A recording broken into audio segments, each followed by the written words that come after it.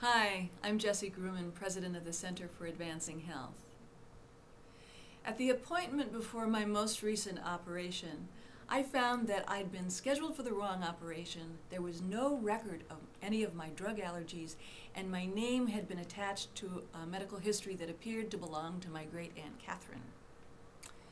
Now I straightened this out, and then I underwent successful surgery on the right body part 2 days later.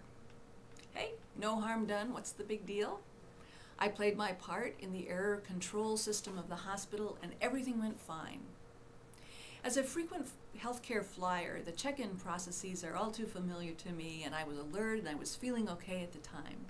But what happens to those who aren't familiar, or who are disadvantaged by their pain or their illness or their inability to read and understand, or their reluctance to challenge the authority of those upon whom they are depending to save their lives? How do we expect them to protect themselves from errors like the ones I uncovered? Most of us have heard about someone who's experienced a medical error that hurt or killed them. Last year marked the 10th anniversary of the Institute of Medicine's report on medical errors to err is human, building a safer health system, turning the spotlight once again on the persistent riskiness of healthcare.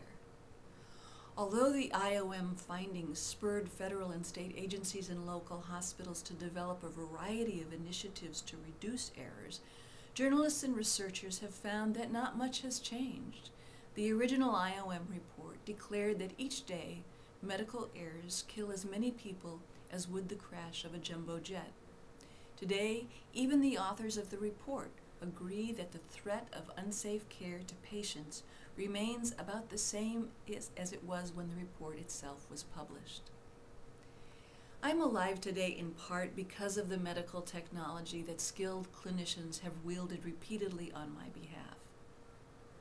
And I realize that advances in knowledge and technology contribute to increased complexity in healthcare delivery that in turn offers more opportunity for error. Because I'm a frequent user of healthcare services, I have a keen ear for news about its safety. I also know that my care not only delivers relief from pain, but also confers risks. It's a tribute to the many patient advocacy and patient education organizations that they recognize the extent to which we are largely on our own to protect ourselves from unsafe care.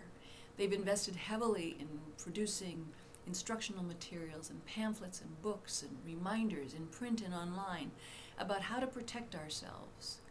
But it's an uncomfortable situation in which we find ourselves, at once dependent on our doctors and nurses to use their expertise to ease our suffering, while simultaneously being directed to interrogate their decisions and their attention.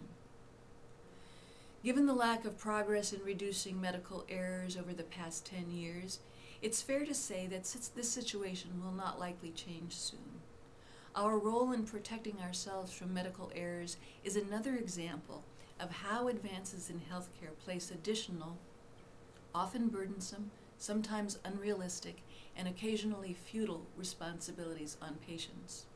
The way healthcare is delivered in the United States today assumes that all of us will participate actively, knowledgeably, and vigilantly in our care in order to benefit from it, regardless of our health, educational background, or our age. How about it? Are you ready to do this?